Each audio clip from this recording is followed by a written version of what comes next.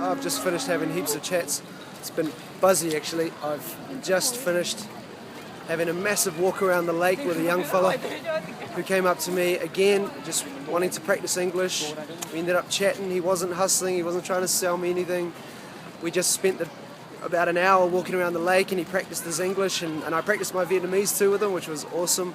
And then we ended up sitting next to another young guy who he didn't know, and we all three of us ended up chatting, and I was asking them about Vietnam, they were asking me about New Zealand and traveling, and it was just so cool. I mean, it's mind-blowing, to be honest, just how confident they are, willing and to get out, to put themselves on the line, because they're not doing it just because they're already at a high level.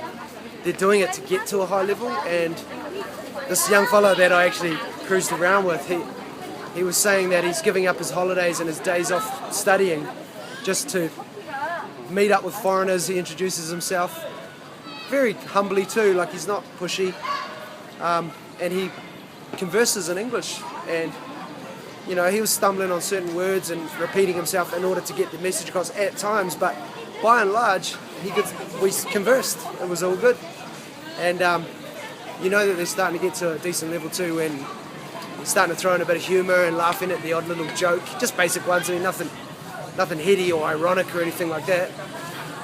And so it's amazing. Like, I got to admit, I shouldn't do this. I shouldn't be comparing. It's not important, but it's not like this in Thailand from my experience. Yeah, these guys are like highly motivated. I can't see how they're not going to succeed, because with that attitude and that willingness to just go out there and take advantage, like Hanoi's got heaps of tourists from all over the world. They're not all English speaking, but obviously heaps of them are. Australia, Canada, America, England, from all over. And so these guys, when I say pounce on people, it's not dodgy or anything. They just sidle up to people and say hello, and away you go. And you know, they're not trying to lead you to a stall to sell you something because it's their mate or whatever, which you might expect if you're a bit cynical and sort of a bit wary, which you should always be, I suppose, because those things can and do happen. But man, I've just met three young guys that I would never have met. I mean, this is part of the thing of traveling alone too. You're kind of in a place to do that. I mean, you also miss traveling with your friends and family and wife and kids or whatever. There's a time and place for that, obviously. But when you're on your own, you just, and if you're open-minded, you can just strike up a conversation, and that's what I've been doing, and it's been wicked. So I've only been here for 24 hours or so, just over. Hanoi is really, really cool. I mean, I don't know, it might be like this throughout the whole country. I'd like to think it is, but it might not be.